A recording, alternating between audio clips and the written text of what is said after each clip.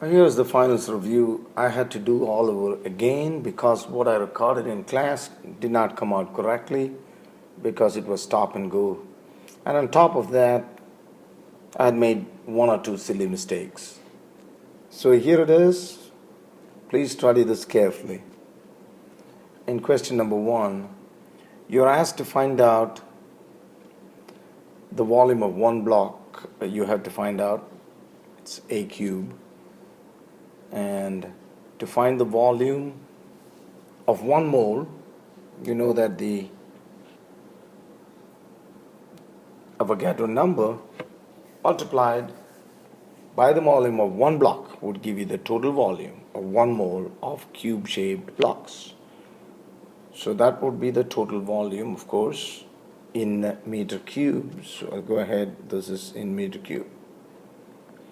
In the second one, you are sure about addition that it's going to be 4, but subtraction may be less than 4.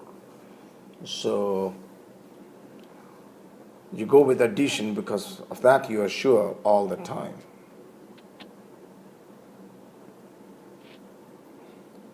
And in number 3,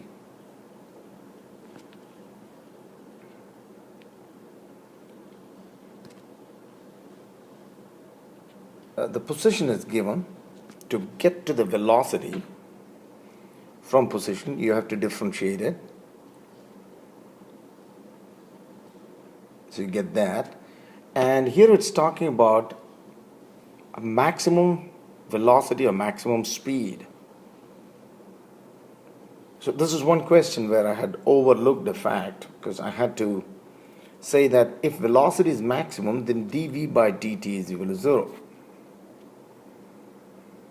The reason is, if you have a graph between time and velocity, and the graph is like that, at this point, which is the maximum, the slope is 0. So now for that, I have to take the differential again. So I get dv by dt and set that equal to 0.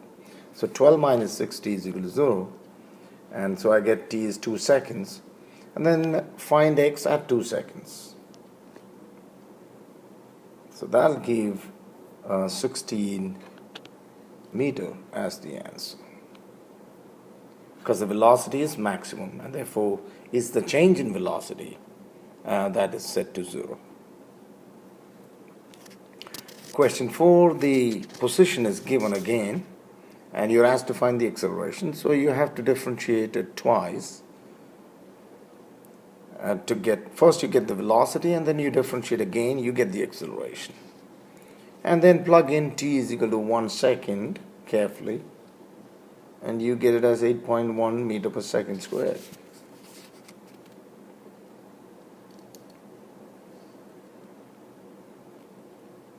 In the 5th question, this one it says, again the position is given, but the question is kind of different because it says, what is the magnitude of the acceleration at the instant when its velocity is 0? So what we're going to do is take the differential, you get the velocity, and set it equal to 0 because it says velocity is 0. And of course you will have to take the acceleration. But now you do not know t, and that's why you set the velocity equal to 0, dx by dt equal to 0. And once you set that equal to 0, you get the time, and then plug that time back into acceleration to get it as negative 24. But since it's asking for the magnitude, you only need to give the positive because magnitude means the absolute value. In the 6th question, the initial velocity is 20 centimeter per second. You're asked to find the acceleration. 7 seconds later, it's at negative 30. Now displacement is final take away initial. That's why you have negative 30, negative 10, which is negative 40 centimeters. So, and then use the equation make acceleration the subject, or you may plug in and calculate any way you like, but just got to be careful about it.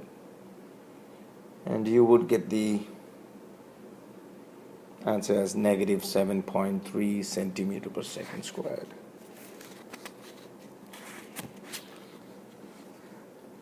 In the seventh one, again you got to find the acceleration, but here the difference is it's the final velocity that is given. If you look at the question, it's the final velocity, and you cannot do anything without knowing the initial velocity, because all of the equations have initial velocity in it, and you cannot have two unknown quantities.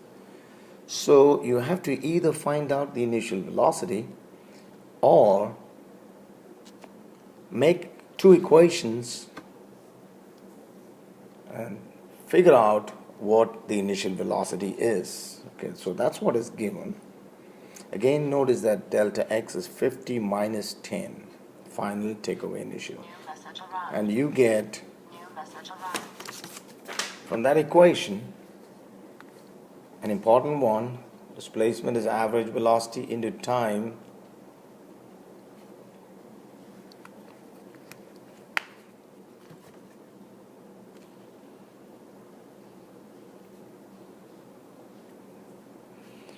and so you get VI is 30 meter per second. And once you get the initial velocity, you may use that in this equation to find the acceleration. So you get negative 10 meter per second squared. Now, since the eighth question is exactly the same, now I'm not doing it, but the answer that you should get is negative 1.6 meter per second squared, following the same method. In question 9, it's a straightforward question with the initial velocity 0, displacement given as 2 centimeter, change it into meter, and time is in milliseconds, so change it into seconds. And then use this equation to find the acceleration. You're going to get it in, well, if you, like I have not changed it into meters, so you're going to get it in centimeter per second squared. But then you'll have to get the multiple choice answer, you have to change it into kilometer. And remember that 10 to the 5 centimeters is 1 kilometer. So you had to divide by 10 to the 5. And that's how you get it as 1.6 kilometer per second squared. In question 10, if you take a look, the initial velocity is 0 and it moves for 10 seconds with an acceleration of positive 2 centimeter per second squared. But for the next 20 seconds, the acceleration is different. So you have two kinds of motion here, and you got to find the position of the particle at the end of this motion. So you have to find the position separately in the two cases and then figure out its final position.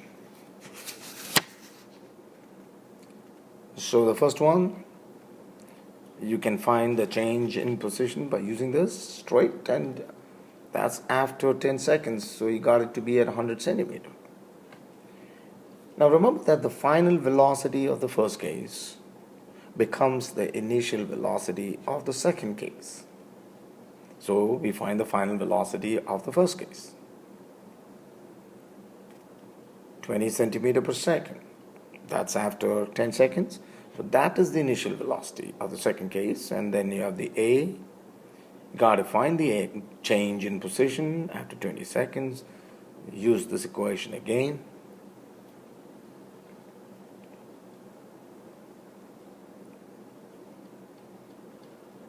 Calculate, and you get it as 200 meter. So, 200 centimeters. So totally you have 100 the beginning in 10 seconds and 200 years, so the total is 300 centimeters, which is 3 meters. In the 11th question,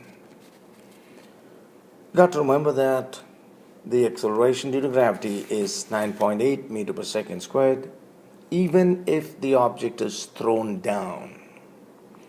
It's only the initial velocity that could be different. Like in this case, it's 20 meter per second, but the acceleration is 9.8 meter per second squared. Now, if you know that, then just use the equation and find the time.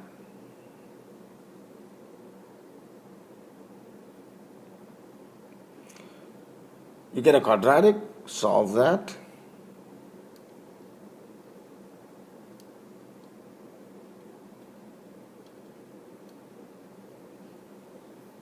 Always be careful when you solve a quadratic equation.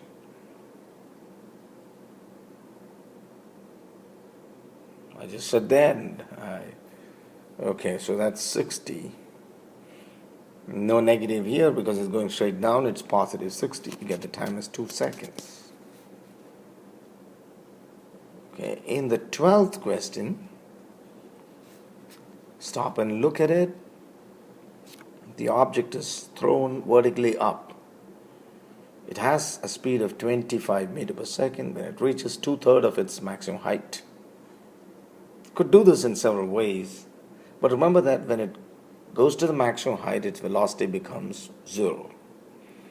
So you could take that part of the motion, either take the initial velocity as 25 meters per second and the final as 0, and you know that the displacement is 2/3 of its height.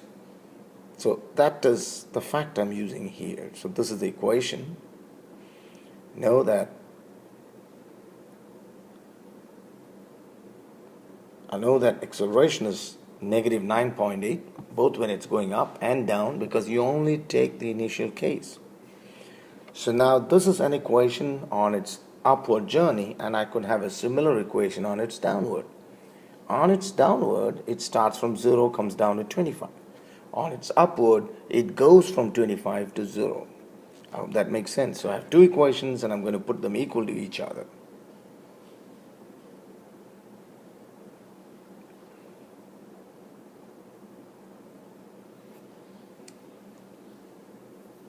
And I could get VI from that.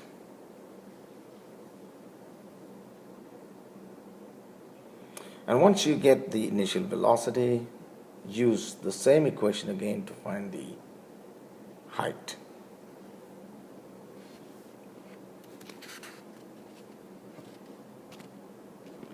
Take a second look at this, and I think I'll draw a small diagram. So you start throwing it from here, and then it's reached here, it's at 25, and then goes to the maximum height, comes back all the way down. So the velocity with which it started out is VI. When it reaches here, it's 25, and here it's 0, and here it's again 25 in the opposite direction, negative 25. So in the first part, I'm using these two, and that's why I have final velocity squared minus VI squared is 2 times 2/3 of the height, because it's already moved 2/3 of the height. But on this right side here, I have the final as 0 and the initial as 25. Either way, 0 to 25. And now I have the height traveled. Because by the time it comes from 0 to VI, you see, it's traveled the total height. So that is why here I have H.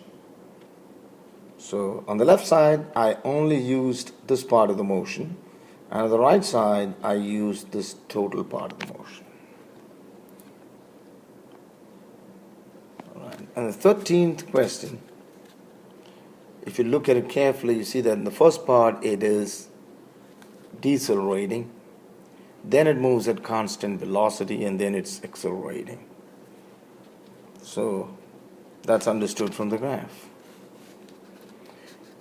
In the 14th question, definitely when the ball B passes ball A, they are at the same position.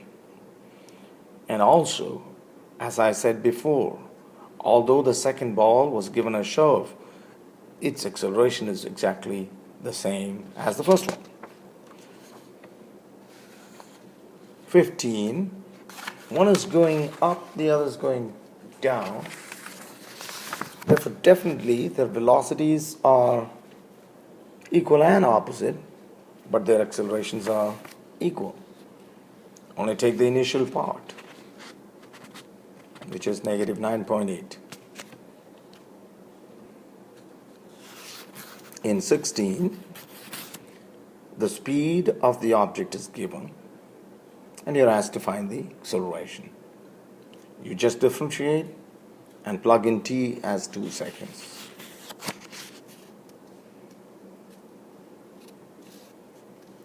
Gives you 10t plus 4, and when t is 2 seconds, you just plug it in there and get it as 24 meter per second squared.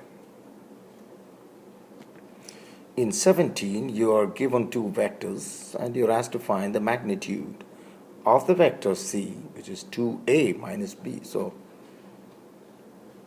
you have the vector a, you have the vector b, and you got to do 2a minus b. Twice all of the vector a minus b.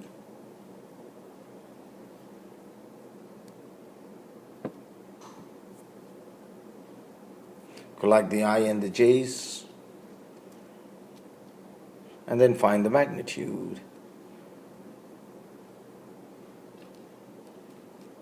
Almost 64.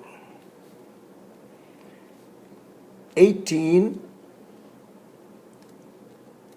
that is the original situation where you have positive 5 and positive 7, and it is rotated 90 degrees counterclockwise. So counterclockwise rotation will bring it to this. So now the components become negative 7 and 5. So negative 7 and 5. Because you have the negative of the x-axis and the positive of the y-axis.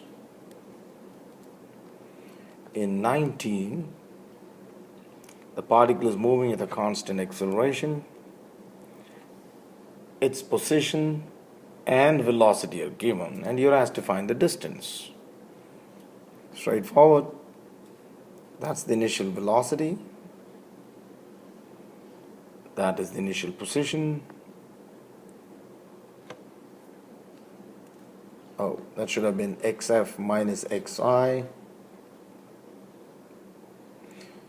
So that's xf minus xi. That's the displacement. It's vit plus 1 half at squared. Okay. So that's the initial vi times 2. Plugged it in. Work it out carefully. Get that. Okay, so now xf is xi minus that, because that what you got was the change.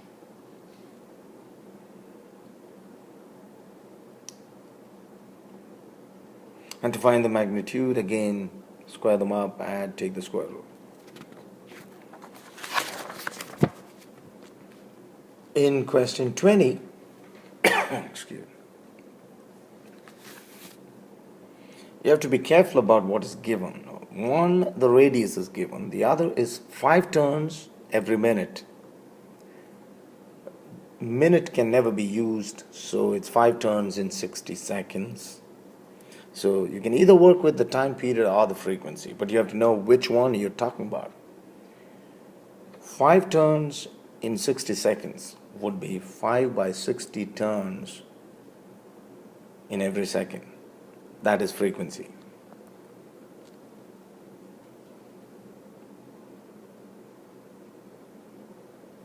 Five by 60 in a second, which is 1 by 12. Now, since you have the frequency, you can find the angular frequency. using omega is 2 pi f. Gives you pi by 6 radians per second, and acceleration is either calculated using v squared by r or omega squared times r.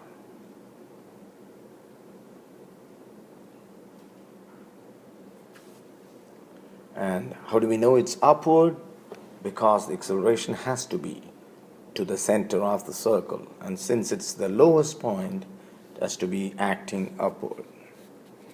In 21, the answer may be greater, smaller, or equal, as explained, because the position of the stationary observer in the street is not given. So depending on the direction of the travel of the bus as seen by the stationary observer. So that depends on where he's seeing it from. It could be anything. 22. It's a 50-meter ramp set at 30 degrees to the ground. You must have the ability to draw a diagram and visualize this. The speed at the instant he leaves the ramp is 60 meters per second. So you know that you got to break it up into its vertical and horizontal, and obviously the vertical component is 60 sine 30, with using which, and the acceleration, which we know is negative 9.8, and if we know the vertical displacement, we could find the time. The vertical displacement is 50 sine 30 again, because 50 meters is the length of the ramp. That's not the y. We want this. We want the vertical height. So it's 50 sine 30. So that's y, which is 25 meters. So use the equation and find t. And here, I just took the acceleration as 10 meters per second squared, and that's why 1/2 times 10 is 5. Of course, negative 10, so negative 5. Now, just to make the calculations easier, I did not want to use 9.8, seeing a quadratic equation, so I'm going to get an approximate answer. And that's by dividing the equation by 5 throughout, and then solve. That's the equation that I get. Solve it for t.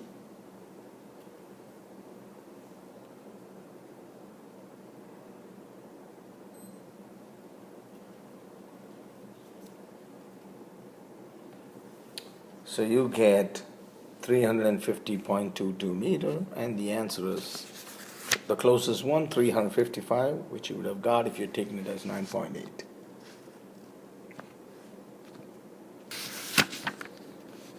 In question 23, acceleration is always towards the center, and so obviously the answer is the one where the arrow is pointing towards the center. In question 24, the gondola is rising up at 5, and the speed of the ball is 2 relative to his body, and therefore relative to the ground it should be 7 meters per second.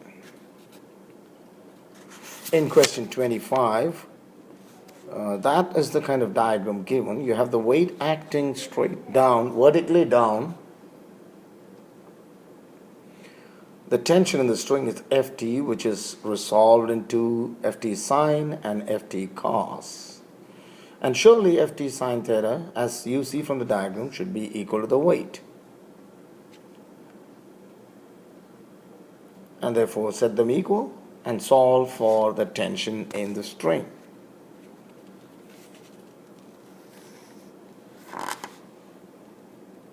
Now, in 26,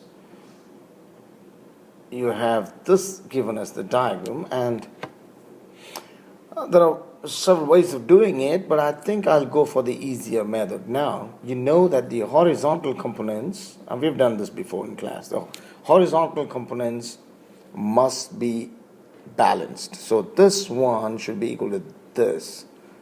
because there's no movement neither along the horizontal nor along the vertical. So if you balance that up, you could get the other angle, and there would be no confusion as to which angle you're getting. So what you get is about 50 degrees, and surely it's the angle theta as shown in the diagram. Now you can resolve both the tensions, take their vertical components, and both should add up to the weight. And you get it as 39 pounds because pound is a unit of weight. So what you see as mg is definitely in pounds. That's weight. In 27, the mass of the object is given, the acceleration is given, and one of the two forces acting on it is given. You're asked to find the magnitude of the other force. Now, whenever you have the mass and the acceleration, you can find the net force. So you get the net force as mass times acceleration. In fact, there was no need of finding the magnitude of that one, but if you need it, you could. That's the magnitude of the net force. Remember that net force is the sum of the two forces. Therefore, F2 should be sigma F minus F1. And so you get your force F2, from which you can find the magnitude simply by squaring these two terms and adding them up, taking the square root. That brings us to 28. You have to take a careful look at the diagram, and you see that the force is not parallel to the inclined plane. And you always want a component that is parallel to the plane. So this case is going to be F cos 30 acting up. And you also have mg sine 30 acting down. And here there's no friction, so those are the only two forces.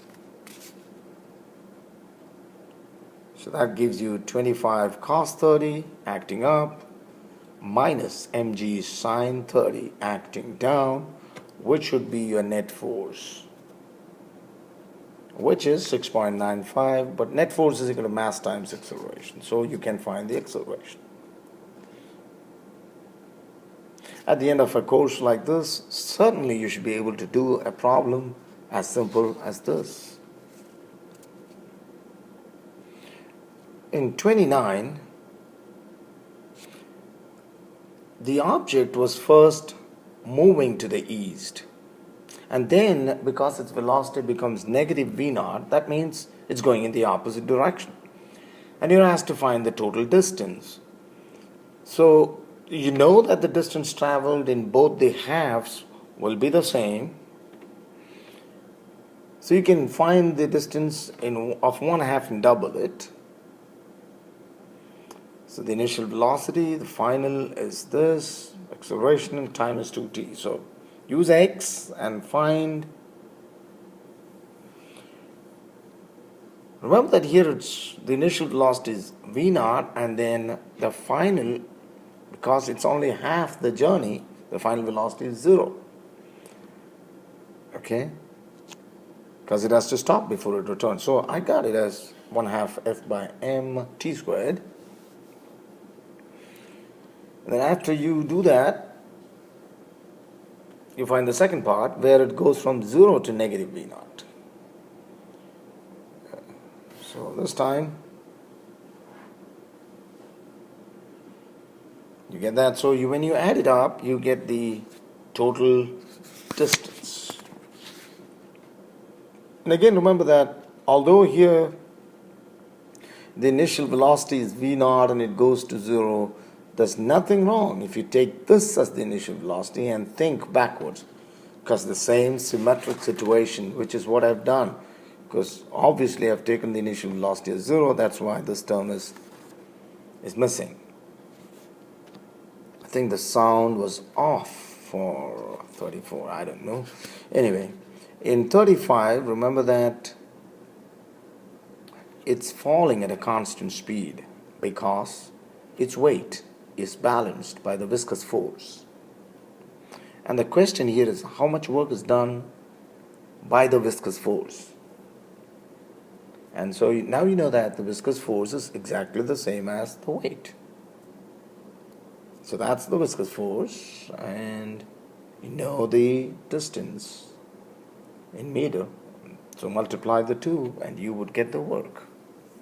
Since it's work by an opposing force, it's negative work.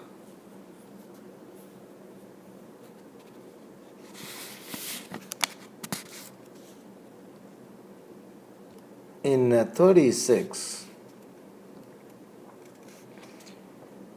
you're asked to find the work done, and if you look at it carefully, you see that it's a force displacement graph, and work is the product of force and displacement, so it must be the area of the graph. But again, when you look at this graph, you see it has a negative side and a positive side, and so you have a negative area and a positive area. And since work could be both positive and negative, you have to give it the sign. And it's just a matter of finding the area. All right, let me draw the graph. That is what's given. That area and that one. Now, when you find the area, remember that you're asked to find it from 1 meter to 8 meter. Okay, so on the x-axis, you have a small rectangle here. So take the length times the width, which is 8, rather negative 8 times 3. So you get negative 24, and here you have a triangle, 1/2 times the base is 2 times the height is 8, so you get negative 24, negative 8, that's on the negative side, so negative 32. On top here you have a triangle, base is 1, height is 4. Here it's a rectangle. Remember, you only has to calculate up to 8, so you stop here, and so the base is only 1. Okay, so 1 times 4. So total 6 positive, negative 32, total negative 26.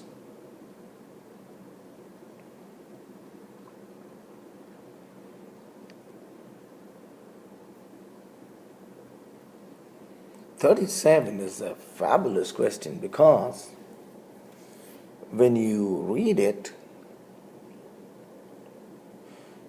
you understand that work is done on the spring, and you're asked to find the speed of the block when it is 13 centimeters from its equilibrium. So now you have a force acting for a particular distance. Now, so you know it's work. You multiply the 80 with 0.13, you will get the work. But what this work does is, part of this becomes the potential energy of the spring, which is 1/2 kx squared, and part of it becomes the kinetic energy of the block. So to get the kinetic energy of the block, you'll have to take the total work and subtract the potential energy of the spring.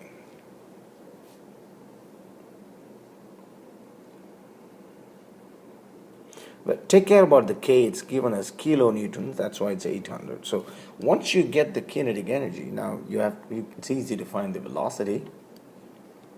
Square root of 2 times the total energy by the mass, which I'm going to write again. You get it as 0.85 meter per second. Just an idea, conservation of energy. In 38, once again, use the conservation of energy here and do it so easily. At the top of this 20-meter tall building, it has both potential energy and kinetic energy. You don't have to worry about the angle. That's why it says at some unknown angle. So the total of the potential and the kinetic energy at the top, all of it becomes kinetic energy just before it hits the ground. Potential plus kinetic energy at the top is all converted into kinetic energy at the ground, or just before. since you're asked to find the kinetic energy, all you got to do is calculate the left-hand side.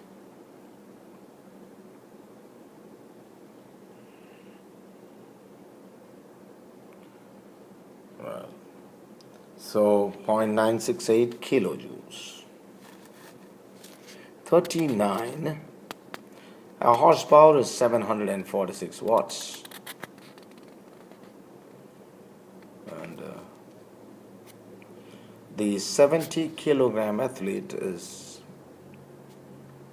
bicycling to the summit of a 500-meter high mountain.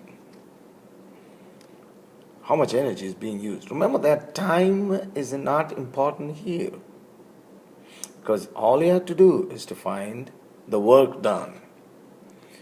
And work in climbing is always potential energy, mgh. You have the mass, you have g, and you have the height.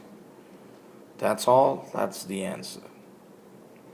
You do not have to worry about the power. That's the work done.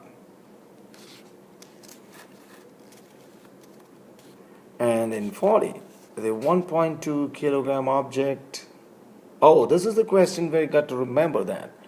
Once it collides and returns in the opposite direction, of course, return means opposite. You got to take that velocity as negative. Do not miss this. So, impulse in two ways, or forces ma, same thing, but remember that's -6. And so you get 8.4 kilonewtons. I think I'm going to stop part 1 here and then give you part 2 tomorrow, and after the explanation I'll put it online. Now look at these questions carefully and try to understand the principles in these. We have everything from resolving vectors to conservation of energy. We have friction here. We have equations of motion, work done, and reading graphs and all that. And look at it carefully and try to understand that. Thank you.